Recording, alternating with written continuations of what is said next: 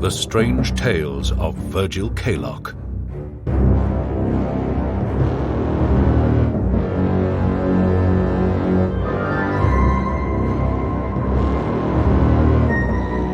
The Beast of Dalby Hall.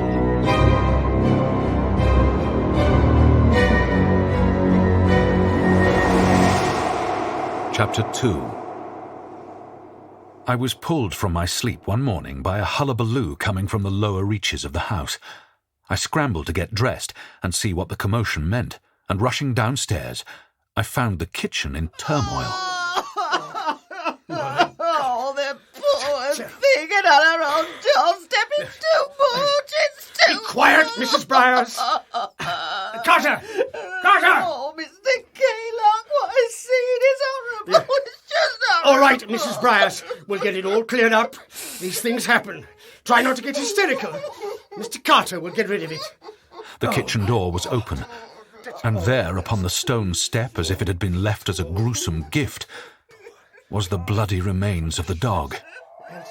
It had been eviscerated. Blood was splattered upon the door and frame and pooled on the ground. The chain that had secured him in his kennel hung, dripping, from the door handle. The poor animal's head had been separated from its body, and as if it had been delicately positioned, it sat on its bloody neck on the back step, looking in. The room grew quiet, and we stood stock still, staring at the butchered animal. The black and the red. My God! What happened? Ghastly business. Mr. Carter, will you dispose of this mess as soon as you're able? For goodness sake, don't leave it for Elsa to see. Yes, sir. Wash it down as soon as you can. Let's get this back to normal. I don't want Elsa anywhere near this. Mrs. Byers, go and find her and stop her coming down. Keep her in her room. Yes, sir. What? What happened? Oh no! Damn it all. Please leave, Elsa. You don't have to see this. Bandit! Oh no, Bandit! Elsa, leave. Get away from it. There's nothing to be done. Carter, leave it till Elsa has left the room, for God's sake. Yes, sir. No, Elsa, not this. No. it's done with. Nothing we can do about it now. You must... Look, it's a dreadful occurrence, but, you know, it's just a dog. Don't touch me. Get off me. Leave me alone. Mrs. Byers, will you take Elsa away? She is ill. Come away, Mrs. Elwood. The gentleman will sort it out. Let's get out of the way.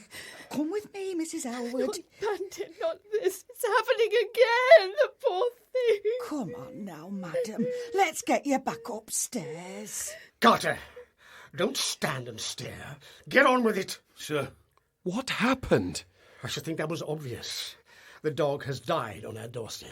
Yes, but what would do that? There's a pack of wild dogs on the moor. This isn't the first time. Welcome to our pastoral idyll, Mr. Kaylock. Dogs? What should we do? And what would you do? Well, I mean, we must do something else. We'll ride out as soon as we can. Can you shoot?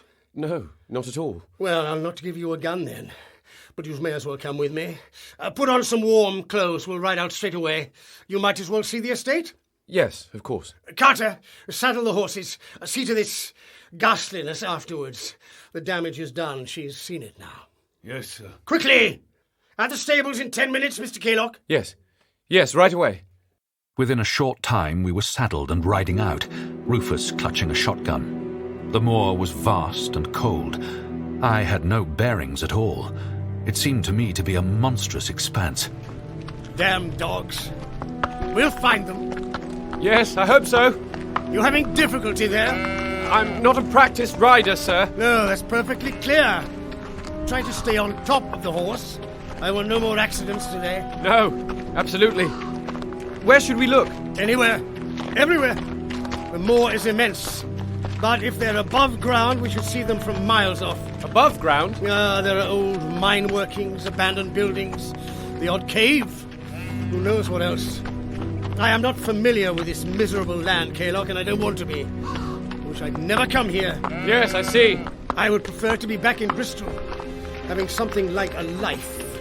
But I am cursed. I am in one of the 7 regions of hell. Which one, I don't know, but hell it is.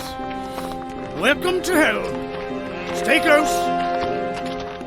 After half an hour's ride, we took a course away from the path and picked our way across the desolate landscape. We'll try over there, beyond that bluff. Don't rush. I don't want that horse going over. Come on. We rode on to the top of a hill. A cliff dropped suddenly to one side, and we could see for miles. There was a savage beauty to the moor, melancholy and lonely. There was no horizon at all. The grey of the ground and sky were an indistinguishable melee. Hawthorn Crag, highest point on the moor. Careful, that's a treacherous drop. If you go over, that's it. I will stay well back. Thank you. We sat for some time, staring across the expanse of moor with the wind clutching at our clothes. We could see and hear only sheep. Nothing else moved. I had the feeling that Rufus Elwood was not expecting to see anything else at all. Is this land all yours? That's what they tell me. Mr. Elwood, I have been thinking. If you're not satisfied with country life, why do you not return to Bristol? Because I can't. But why? I told you. Family. I understood you to be the only remaining Yes, I am. Duty to the dead. We are all prisoners to the past, and if Elsa won't reproduce, that's it for the Elwoods and Dalby Hall. You are shocked? No. You suppose me to be cruel? You worry for Elsa? No, not at all. She is upset. She is sick, Kaylock. Damaged. After the incident, Bristol was the worst place for her. She needs stability. Boring, relentless stability. Recuperation. She is a strange creature. I had no idea, of course, when I married her. She was beautiful, sensitive, charming, shy, all that. What I didn't realize is she is also an hysteric. You shouldn't believe her. What incident? Believe what? We might as well return. No dogs today. He turned, and I followed him back to Dalby Hall. The house was silent again on our return. All traces of blood had been scrubbed away, and in the place of the chain, a bunch of dried flowers hung from the handle of the kitchen door. Life appeared to have returned to whatever was considered normal at Dalby Hall. I shall miss him. It's a shock. He was a daft thing, but I'll miss him. It was company. Sounds silly, but it was. To be honest, it can be horribly quiet. Isn't that right, Mr. Carter? Of course, I could get a girl from Egton Bridge, but they're no good. They won't stay. It's a small household, but we'll pull together, I'm sure. You have myself and Mr. Carter, at least, Mrs. Briars. He keeps himself to himself. You won't get much out of him. This is an excellent pie, Mrs. Briars. Well, it's a pie at any rate. Keep the chills out. Did you hear the dogs last night? I slept straight through. I didn't wake up. I suppose none of us did. I would have thought a scene like that would have woken up the house. Some more gravy with that pie, Mr. Kaylock? Yes, thanks. I mean, dogs, any dogs, can make a fearful racket, can't they? Especially if they're attacking. Unless they drag Bandit silently to the house after the killing, but why would they do that? I couldn't say, Mr. Kaylock. They broke his chain. It's curious, don't you think? There was no sign of them on the moor when we rode out. Absolutely nothing at all. I must see to the washing, Mr. Kaylock. Excuse me. Yes, of course. Have you seen the wild dogs, Mr. Carter? I mean to say it's happened before, by all accounts. Did you see them then? I seen nothing. Nothing at all? I seen nothing. Oh, I see. I'm off. Well, good night, then. But, Mr. Carter, Elsa said that it had happened before. When was that? Some weeks ago. 5 sheep on moor killed. Ripped apart. Vital organs missing. Good God. If only we could find those dogs. They must be destroyed. Where do you think they could be? You won't find no wild dogs out on moor, Mr. Kaylock. Well, I should say we will, and we'll destroy You them. won't. And why not? There are no dogs on moor, sir. What? Look here, something must have killed Bandit and the sheep. Oh, aye, Mr. Kaylock. Well done. The penny drops. The days dragged by, one after another. I had little contact with my hosts. Rufus spent much of his time away from the house, presumably in town, and I saw almost nothing at all of Mrs. Elwood. I imagined her sitting quietly alone all day somewhere on the upper floors. I would see her occasionally pass down a corridor and whisper a greeting, but no more. So I was taken by some surprise when she visited me one day at my little office. Mr. Kaylock?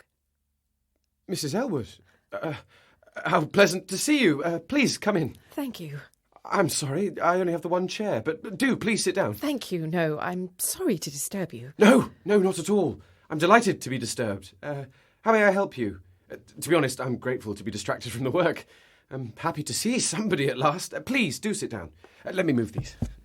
Mrs. Briars seems to bless this house with her herbs. Even in here, I don't know why, they smell awful. Devil's Hood. Sorry? The herbs, they're Devil's Hood. To protect you. She wants to protect all of us. Are you warm enough, Mr. Kaylock? I can ask Carter to bring more wood.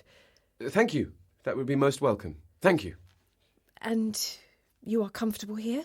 I am. Truly. I hope you will not be too bored with us, Mr. Kaylock.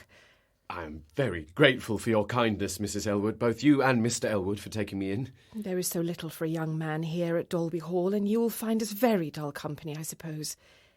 You probably won't stay long. I'm quite content with my circumstances, Mrs. Elwood. Really. Rufus suggested that we might practice music together. I am hoping that you might consider it. We can play in the drawing room. We'll have a fire and tea and cake and, well, music. I hope you'll say yes. Well, I've never actually played with anyone else. You may be disappointed in me, but yes, I would be honoured. I would enjoy that. Thank you. Tomorrow, then? At 2 in the drawing room? Yes. Perfect. I look forward to it. Goodbye, Mr. Kaylock. I was left surprised, shy, and embarrassed. But I was also jubilant. I could barely disguise my excitement. As soon as I was able, I rushed to my room to practice, hoping that I might prove to be at least a competent musician for Elsa the following day.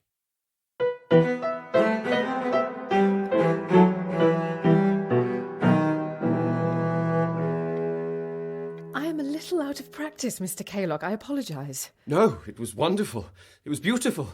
You're a talent, Mrs. Elwood. Elsa. Really, I mean it. I am privileged to accompany you. Nonsense. We accompanied each other. You were very good. We'll have another try after some tea. Yes, good idea. I think I need some now. Milk? Sugar? Please. You know, I don't think I can go back to playing on my own again. I really am most impressed. Where did you learn to play? You must stop now, Virgil. I am competent, and you are very gifted. Well. It is quite an unusual instrument for a young man. Yes, I suppose it is. It was my mother's, actually. Oh, I see. She was quite good, apparently. Not professional or anything, just rather good. What else do you know about her? Not much, actually. I know she was a good, kind person, very religious, devout even.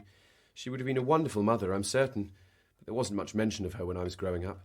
Father found it rather painful to talk about, so it wasn't... We don't talk about her. The cello is all I've got that was hers. It was in the house when I was small, so I picked it up. I'm so glad that you agreed to practice. As Rufus says, it is something to do. And it reminds me that we are still civilised. I don't think I've touched the piano since leaving Bristol. I'm surprised that I can still find the notes. We used to have concerts sometimes. Oh, really? Concerts and dances. It was a very happy time. Do you miss it? I should think you might miss all that liveliness. Mr. Elwood explained about his family and responsibility and such. It must be quite a change, I should say. I mean, from the busy streets of Bristol to this quiet place. Yes. He hates it here. It is a life that does not suit him at all. And you? Does it suit you? Or will you return to Bristol, do you think? No, I don't think so. Perhaps for some portion of the year you could spend time there just for the change? It's really not possible. But why? No one's going back to Bristol. We must make do here. How is our concert shaping up? Or is it all tea and cake? I didn't see you there, Mr. Elwood. Virgil plays beautifully. We'll soon have a repertoire. Excellent! You have both found something that you can do, at least. Can you lift, Kaylock? I'm sorry. I'm clearing firewood from the gatehouse to one of the barns. Carter is at it now, but we could use your help, unless manual labour is beneath your dignity. No, not at all. I would be happy to help. Good man. You may wish to change your clothes. The remainder of the day was spent pushing a wheelbarrow, clearing logs from a single-storey building 100 yards from the house. A peculiar structure, a folly of some kind, quite out of keeping with the main building, of castellated design with thick walls and a large oaken door. Wood for the winter. Quite a supply. Quite so. There. That's pretty clear, I'd say. It's a fine building. It's more ornate than you might expect. And the lock still works. A mighty door for a small building. Built generations ago. Gatehouse, storeroom, wood store. And what is it to be now? Carter, sweep it clean and wash it down, sir. Thank you, Kaylock. I appreciate your help. Oh, it was a pleasure. A relief from desk work. And the music? Your wife is an accomplished player, Mr. Elwood. I'm honoured to... Yes, good. Should calm her down. I am to town, Kaylock. Business. Good work. Carter, fetch my horse. What am I to do first? Sweep or fetch? In a moment, Elwood's hands were at Mr. Carter's neck, pushing him back against the wall, throttling him. Carter flailed in an attempt to defend himself, but Elwood held on, his arms at full stretch. Perhaps I was not clear, Carter. You will fetch my horse. Then you will sweep. And you will also address me as Sir. Is that helpful? Elwood released his grip. Carter caught his breath and stared back in shock. Is that clearer now, Carter? Yes, sir. Good. Well done. And then he left, as if nothing had happened. He turned on his heels, and without looking back, he walked nonchalantly towards the house. Carter raised his fists at the retreating figure, his face a contortion of anger and fear. Monster. Devil. I know you. Then he spat on the ground and pushed off towards the stables, rubbing his neck. I stood immobile, stunned. I looked up at Dalby Hall, forlorn against the sky. It seemed to me to be drowning in melancholy. Not even ivy trailed at its sides. And there, at a window on the top floor, a shadow. Looking down, the silhouette of Elsa Elwood. I stood without breathing, my eyes fixed on her dark form. And then, after a few moments, the silhouette retreated into the gloom.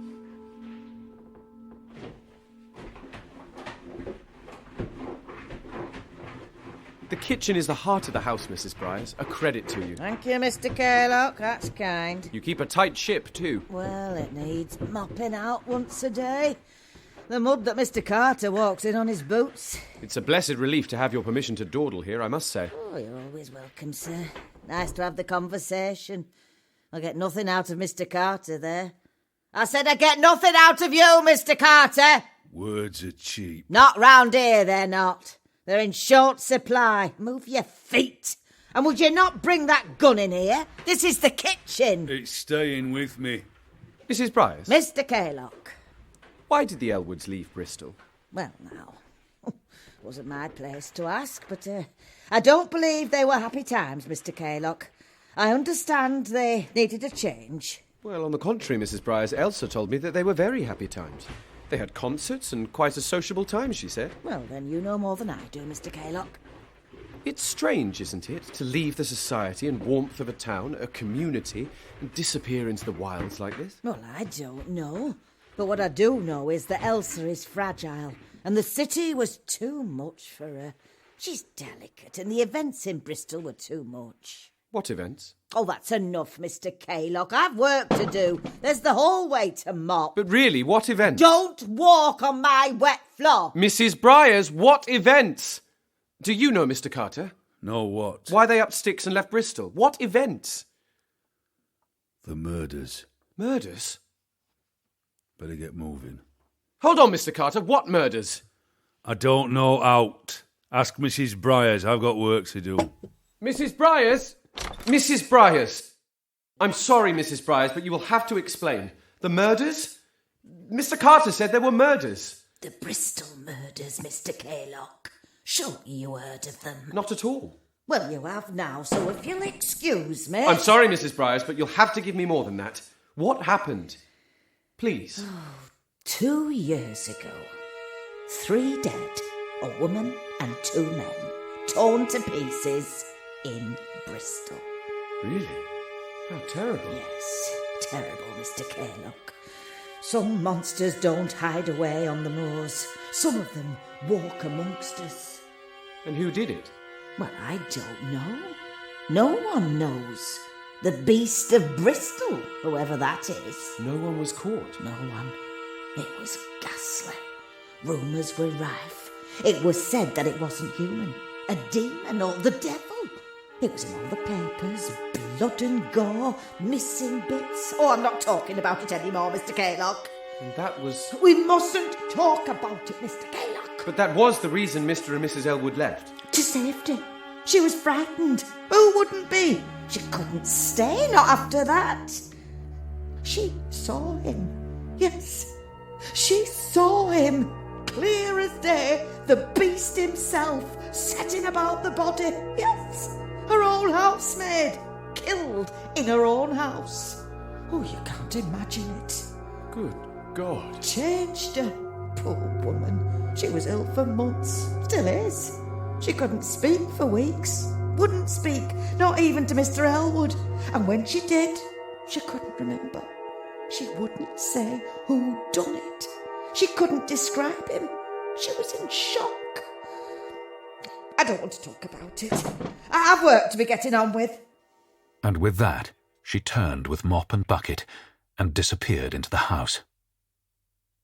The more I knew of the Elwoods, the more they disturbed me and haunted my dreams.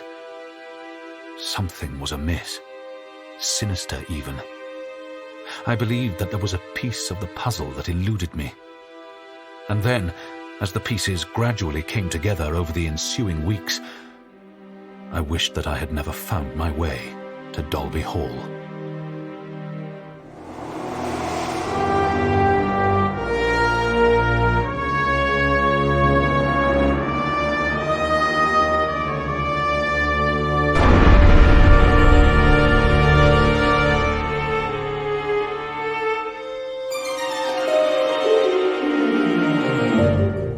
In Part 2 of The Beast of Dalby Hall, written by John Ram, Virgil Kaylock was played by Nicholas Bolton, Rufus Elwood, Sam Dale, Elsa Elwood, Emma Pallant, Mrs. Briars, Rachel Atkins, and young Kaylock, Daniel Fraser. The music was composed by Neil Brown. The Strange Tales of Virgil Kaylock are supported by the Arts Council Lottery Fund and produced by Martin Malone, Richard Varney and John Ram. It is a Kaylock